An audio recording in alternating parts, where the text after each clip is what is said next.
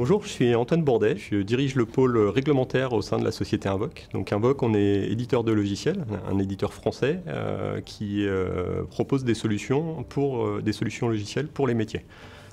Et du coup, on a 3 lignes d'activité distinctes. Historiquement, tout ce qui est lié aux déclarations fiscales, avec aussi une activité de partenaire de l'administration fiscale pour gérer le transport de l'information vers eux.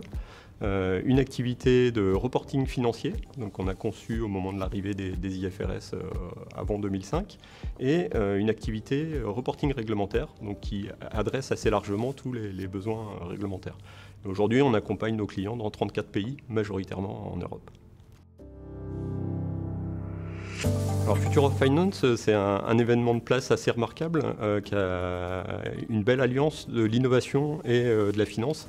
Et donc là, comme on fait de la technologie pour les secteurs financiers, clairement, c'était assez légitime de se positionner en partenaire de cet événement.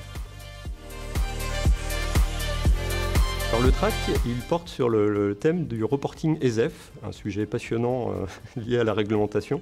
Et cette nouvelle réglementation, elle va obliger les sociétés cotées à publier leurs informations financières, non plus dans des formats PDF comme elles le faisaient jusqu'à présent, mais dans des formats web, et ce, à compter de 2020. Donc l'objectif du track, ça va être de faire de la pédagogie pour expliquer ce qui arrive avec cette nouvelle réglementation, et aussi de montrer concrètement, avec une preuve par l'image, comment ça peut s'adresser.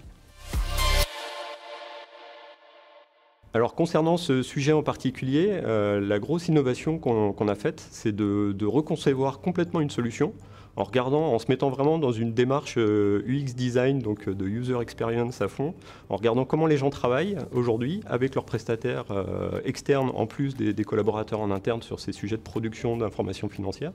Et du coup, on a non seulement reconçu le process complètement pour gérer le collaboratif, en cherchant à ne pas imposer des workflows qui soient trop contraignants en termes d'interdépendance entre toutes les parties qui vont collaborer. Donc que ce soit les équipes conso finance, les équipes de Comfi en interne, mais aussi les prestataires, l'agence de design, les agences de traduction, les auditeurs. Donc toutes ces populations qui vont être impliquées sur le sujet, déjà il fallait leur proposer une solution capable de travailler en collaboratif sans imposer d'ordre, encore une fois, ça c'était un point important. Et l'autre aspect, on a vraiment conçu cette solution avec les métiers. Ça veut dire qu'on a commencé par faire des maquettes avant de faire les développements, on les a testés, on a mis les utilisateurs dans une salle, on s'est dit est-ce qu'ils sont capables de comprendre ce nouveau standard d'échange qui est le XBRL qui est assez technique et de comprendre sans formation comment l'utiliser et comment utiliser la solution pour être capable d'adresser la nouvelle obligation réglementaire. Donc c'était le challenge et a priori le résultat est plutôt apprécié.